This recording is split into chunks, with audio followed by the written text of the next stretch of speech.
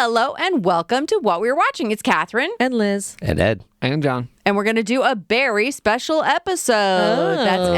That's Ed's line, yeah. Well, that's all right. This is our wrap-up on the wrap-up of Barry. Series finale. Yeah, we thought we would be able to talk about it because they both dropped Succession and Barry on the same night. We thought we'd be able to put it in one episode, but there was too much. We're only doing Barry this episode. Yes, because there's a lot to unwrap and look at because it just was a phenomenal series. And oh boy, the series finale was a lot. Yes, it was. This season, the jump forward in time was a real shockaroo. Yeah. I thought it was a dream for a minute. I thought it was a dream at first. I really thought, oh, no. And then it was like, holy crap. It was years it jumped forward. It took me about 10 seconds of the time jump to think, okay, actually, you know what? However many years you just skipped, they were probably really boring and no one got killed. So skip those and get right to the rest of the story, please.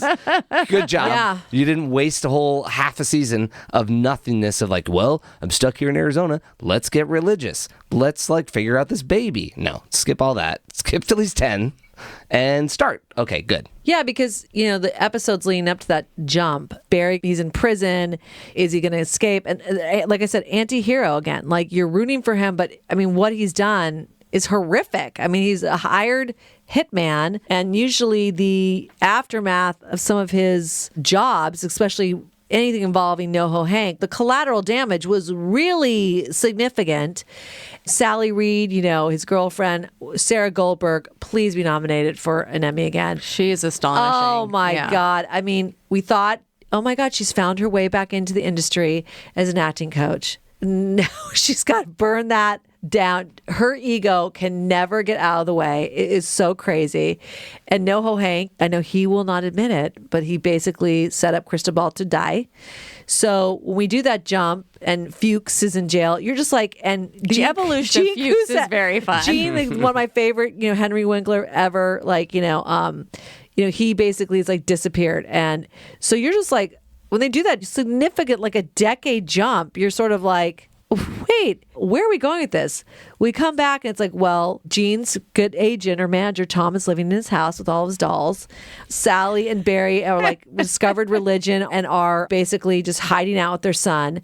And what I realized, when she went into hiding as a fugitive with Barry, she took on the greatest role of her life and really was the wigs and all the things they showed. Here she is trying to be a waitress with an accent, smoking and a wig. It's oh, she's treating this as theater. This is insane. It was really funny that it's oh, after all this time, you never dyed your hair? Well, you want to be brunette? Costumes. Yeah. I think she saw herself more of in a sitcom, upbeat character and found herself in this drama. And she's ugh, I got to do with this drama. I'm no good at this drama. I don't know. She had gone to some dark places between the scene she has with sort of her coworker that was really edgy in the bathroom. And then also when she gives her son alcohol to basically have him pass out. That was wow, okay. You kind of felt bad for her up until that point. And then you're I think you're a really shitty mom possibly. Oh, yeah. Mm-hmm. You're ooh. So the only one that was doing fabulously was NoHo Hank. Who knew that sand could turned be it so into lucrative. a huge thing. And his huge tribute to Cristobal and his the statue in the entryway of his huge now corporation for sand. But of course, you never had Janice's, the detective that was killed, her father. He was not giving up. He was going to get justice for his daughter, and so justice was coming Barry's way, and that was how is this going to happen? And then it turns out that they want to do a movie based on Gene and Barry's story. And Gene comes out of hiding to try to stop it. We know that Gene Cousineau is an egomaniac. Oh, he wants attention, but when he comes back, he really seems like he's changed. You're he's doing this for the right reasons. He's trying to but it's such a quick turn. Oh, it Daniel takes almost Day-Lewis? nothing. It takes Mark Wahlberg, yeah. Daniel Day-Lewis made star in this. Oh, the scene, comic genius. dropping the umbrella down. I mean, there's so many moments. He does it. He's trying to act like he's all incognito, and then completely breaks it when he realizes this might be like a really big, prestigious film based on his life. And unfortunately, that just unravels him in a way that really I felt like this is effed. Like he's gonna get blamed for everything and go to jail. Like, come on. That bummed me out. That was the only like ending where you're like, really? And Fuchs had become the Raven. He'd become the Raven. He was such a badass in jail when he got out with him and his whole group. I mean, that was actually can't go into all of it, but that scene where he tried to explain to his new love interest and her daughter about that he met like in one day and just brought her home. The first day he's out, he meets her. Where were they? Oh, like some waitress. store. Coffee bean and tea leaf. Coffee bean and tea leaf. Yeah. He just gives her this real eyebrowy look. She was That's in. it. She was in. She turned the cup around. The Raven. Ooh, who's this guy? Yeah. That guy. Hell yes. Yes, she went for it. Who would say hell yes to that? That is hysterical. So Barry decides to come out of hiding to basically stop this movie from being made. And God, it's not really logical that the way to stop it is to kill Gene, but okay, that's his main plan. Yeah, and that trailer in the middle of freaking nowhere. I mean, what a symbol of depression could that have been? And there was a whole scene with Sally where she's drinking heavily and she gives alcohol to her son to like calm him down or make him pass out to go to sleep. Mm-hmm. It wasn't a dream, but I guess like somebody comes into the house, terrifying. I don't know what that was. Head What to was toe, that? all black, like stalking, like a full body stalking. I read that more as like her own psychosis of like she knows that she's murdered someone. She sees the dead face later on the cop that pulls her over that she Right. Yeah, that was she's also just not perfect. She's having like But I will bad TV movie dream scenes. Like in her version of all the scenes that she ever acted out, or the character story that's like, but that didn't happen to you. I didn't beat you up, or you didn't beat me up. Whatever fantasy version is, in her head, this is how it would play out in the TV movie of what's happening to her. It's like, oh yeah, there's a guy in a black suit and he just follows me behind me, and then I freak out in my bedroom. I thought it was That's the what you guy did. from work who was like pissed Well, at her. that is one thing I said, because then when she decides because of this, whether psychosis, this dream, or it actually happening, her and the son need to get out and go find Barry in California. So they pack up and leave. And when she goes to Gene Cousineau's house, she sees a cop and she basically runs up to confess to him. And then that becomes a weird scene where it becomes the face of the guy that she did get into a huge physical altercation with. And basically she never would have been, when she like, her thing was like, I murdered somebody, but it's like, you were literally fighting for your life. So it would have been self-defense, girl, 100%. But she's very dramatic and doesn't really think everything through. So his face is all of a sudden on the cop's face and his nose is bleeding. And you're like, wait, what the hell's happening here? or his eyes are bleeding or Right. something, right? It's one of those things, like both of those scenes I will say were a little flawed because they weren't clear enough that this was some sort of psychosis, some sort of Delusion. delusional Yeah. breakdown that she was Hallucination or having. something, yeah. Because you were like, the cop thing, you're like, well, that's not happening. So what is happening? And then also, like, there's a cop car driving away. Like, you did stop and I don't know what you're doing. Barry. Right. You time jumped, and my brain broke too. Damn you. Those were a little hard to navigate through. You're like, wait, this is not, because otherwise everything was based in reality and was just moving along. And this seemed surrealist, basically. And you're like, am I missing something? So she's with her son, trying to find Barry. And that was the homage to, because this is California. And I don't think you can go right into what is basically a superstore and load up on guns instantly. Yeah. But he did. And that was sort of speaking to gun control in America, that he was able to go in, get all that, and walk through the toy department and get in his car like there's no open carry. It was like, oh my gosh. And I was like, wait, this is in California. Oh, we don't have that here. So, but we're suspending disbelief on that. And you thought, oh my God, This is also in the future, so you got to realize we've probably approved some laws for open carry in Southern it's not the California. future. Yeah, but I think it's, one of those things where you just think, okay, we're just sleeping with this. And there's these parallel things going on where, Sally is like trying to find Barry, going to Gene's house, and then gets kidnapped by NoHo Hank, who then uses her to try to draw out Barry, because Fuchs, in order to work with him, is demanding that he find Barry so he always, thinks he's going to kill Barry or have revenge on Barry, but Fuchs always realizes it's basically like Barry's his son and he can't do it. Yeah, I can't do it. Can't betray him ultimately, can't kill him ultimately, because he also created this monster to some degree. So, but that was the goal. So NoHo Hank has got Sally and the son tied up. And I thought that was that moment where she tells the son, like, your father killed a lot of people. Like, that moment of sort of truth was heartbreaking. Mm-hmm. But they really don't know what's going to... I'm sorry. NoHo Hank keeps calling her Sally, and he's like, who's Sally? Emily or Mom or Sally. Can you tell me what's happening? Yeah, that's a little throwback to that great scene when she's online and sees the announcement the movie's going to be made, and she screams, Barry! And the kid's like, Barry? Who's Barry? And you're like, oh, God, they really have been fugitives. They've literally been undercover. Even though, like, he did not change his looks too much, so, okay. Or at all. Yeah, but he was not heavily featured that much in this whole last season to some degree, probably writing episodes, directing them, wearing multiple hats. But, NoHo, just his whole arc, I mean, one of the greatest scenes ever, because, you don't all realize this, but that house that he put Fuchs up in is up in the Malibu Canyon. And I've been to that house numerous times. They try to, blow up with the rocket. With the rocket launcher. All right, give me another. We're on a budget. I thought for the budget, only one. Oh, my God. Okay, well, we get to go. Oh, my God. Like, how? And his cell phone. You killed my driver. Jumps over the bush. It's just brilliant. He should get nominated for an Emmy too. Fuchs and NoHo Hank, really, it's that standoff between their two teams, and it all comes down to Fuchs wanting NoHo to fess up to the fact that he basically co-signed on Esteban's murder.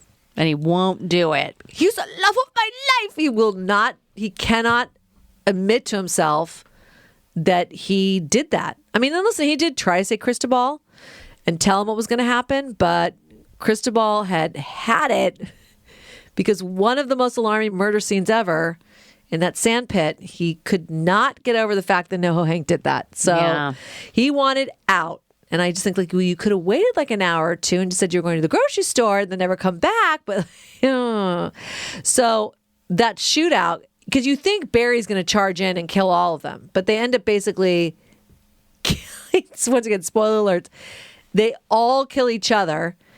And, even when they threw the grenade within the building, it was just so absurd.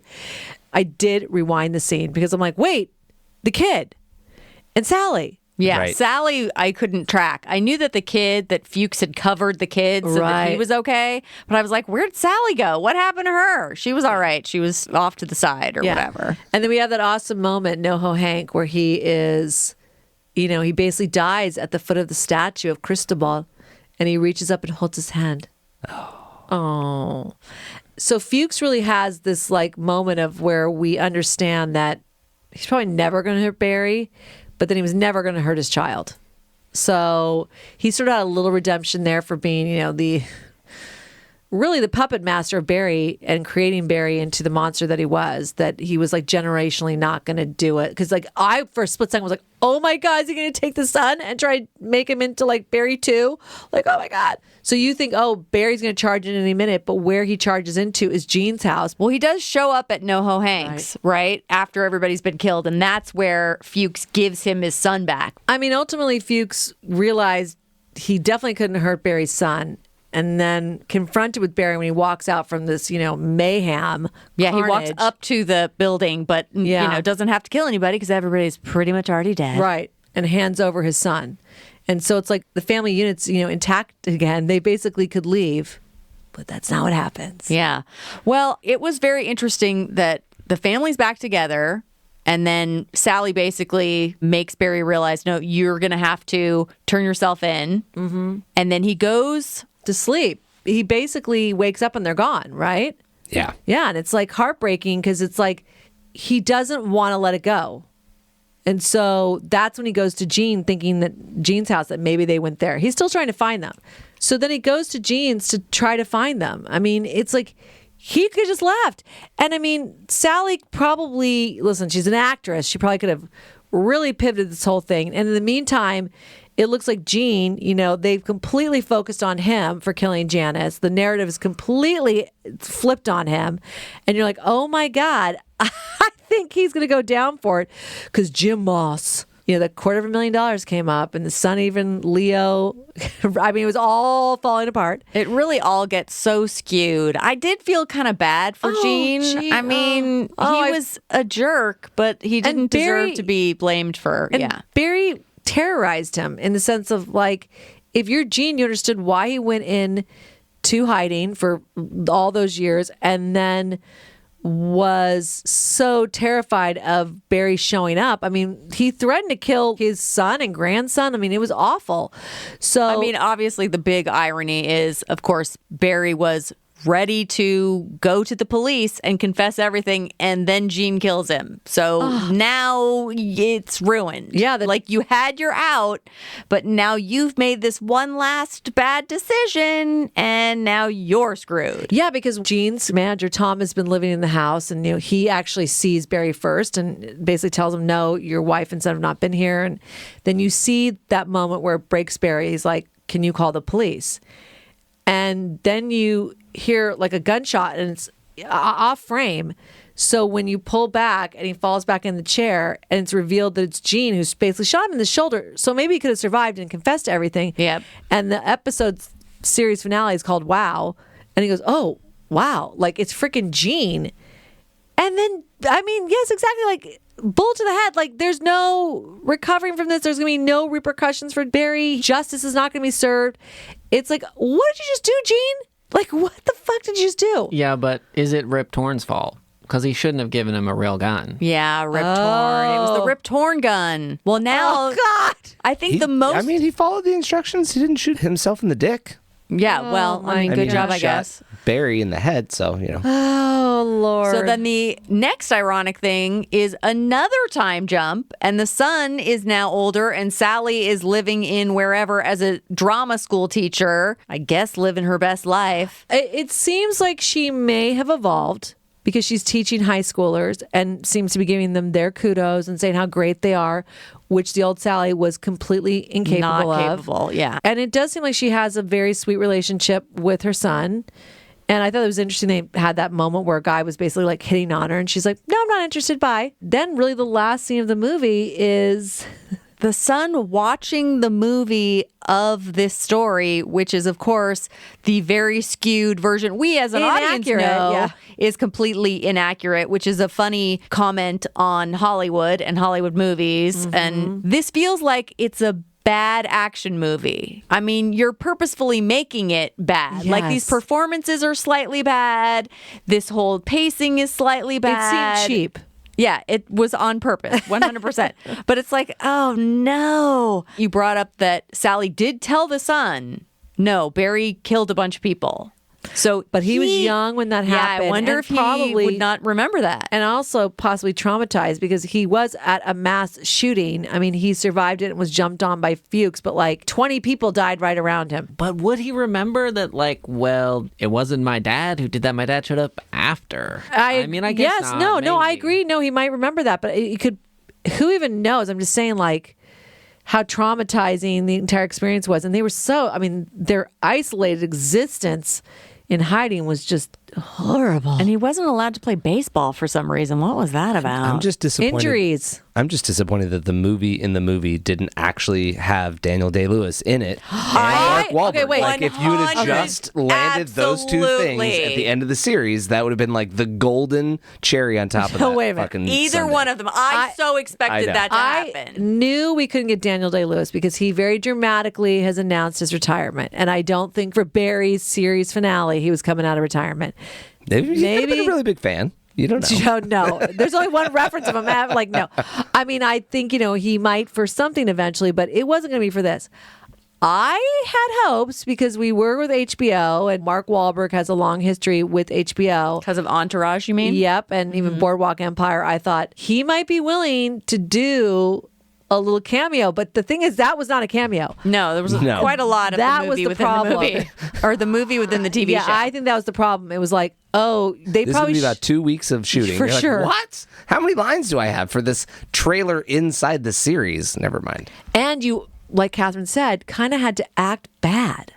So it would have been like Mark Wahlberg playing this character and not doing a very good job of it. So I understand why I mean, I bet someone did ask him. I mean, because that would have been. Well, I think the joke do you was. want me to play Barry? Do you want me to play Barry or you want me to play Gene? Because if I played Gene, I'd be doing lines like, and now I murdered you. Say hi to your mom in heaven. Oh, God. Oh my God. That would have been good.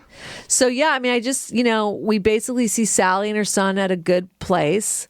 I mean, you held your breath like till the end. You're like, oh my God. I was like, is she going to crash her car? Oh, What is going to happen? What are you doing to us? Like, is someone going to assassinate her at a traffic light? I mean, it was just like, oh God. Then they did that recap at the end of the movie that basically like Barry was buried in basically Arlington National Cemetery with or something. full honors. You're like, did no one do any research? Okay. Nope. Janice's murder, he wasn't accounted for, but like the death toll body count related to him was absurd. It's like, you think Gene had something to do with that? Like, what? We, as the audience, know that Fuchs is the genius of this whole series. He's like the mastermind that kept Barry going. He survived, right? He's got all the money. Barry never got any of the money that he was supposed to get for that. He's like, can I get the money that you've been saving for me? Yeah. I got that for you. That never happened. Enjoying himself, Exactly. right? Okay, yeah. Getting another tattoo. Yeah. So, I mean, I think it left, except for Gene, which was really because then it was like Gene is basically serving like a life sentence or something crazy in jail. And you're like, he didn't kill Janice. He totally loved her. Yeah. Well, and the idea that he like shot his son on purpose because he found out about the money is sad too. You're like, what? No, he didn't shoot his son on purpose. Exactly. Oh, they're saying that he did. Yeah. Yes. Like, no, he thought he was. He thought it was Barry. It was Barry, but his son was actually bringing him Coral. What's the Coral Cafe? Coral Tree Cafe. Oh, Coral Tree Cafe. Oh, thank you, John. And they left us hanging like an episode or two. Like, did the son die? I mean, like, what happened? So totally brilliant. I mean, kudos to Bill Hader. Creating, writing, directing, starring in. I mean, got to wear a lot of hats in this series, carried them all very well. Good unexpected ending. I mean, it was one of those like it didn't at all come out the way I expected because who would have anticipated any of these things, but not in a bad way. But he's another one like, how can you have him live? Like what he's done, anti-hero, if he's still alive. Barry's one of the overall character choices was he was relentless. He could not be stopped.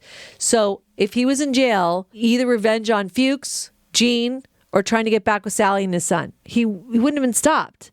So it's like he did have to die. Yeah. Sadly, because Barry Berkman was really, I mean, just the acting classes from the first couple seasons, all of it. It was all so genius. And listen, we've pitched in this industry long enough to know very typically they don't like shows about Hollywood or about the industry. The industry. So to be able to shove it through this lens and make it work, I mean, was just, and yet sometimes go right back to the acting class or Gene's studio was so great. I mean, just Henry Winkler once again deserves like an Emmy for sure. Sarah Goldberg does. I mean, that's like the 10th Emmy you've given away. Lots of Emmys. However, just to be clear, no Emmy for the in-series movie Gene Cousineau. No. Okay. He fine. did a good job. He did a good job of being ridiculous. I mean, for us, the audience, knowing like, that's not at all what Gene is like. Oh, jeez. It's so crazy. So, yeah, it's sad and I'm crazy because HBO really took it out of us, on that night. It was both Barry and Succession wrapping up their entire series that night. It was like, who mapped this out? No breather. My Lord. Yeah, it was kind of a lot. All right, well, let's end it there. We'll talk about more shows next time. And you can follow us on all of our social media at Podcast Watching. And thank you for listening to What We're Watching.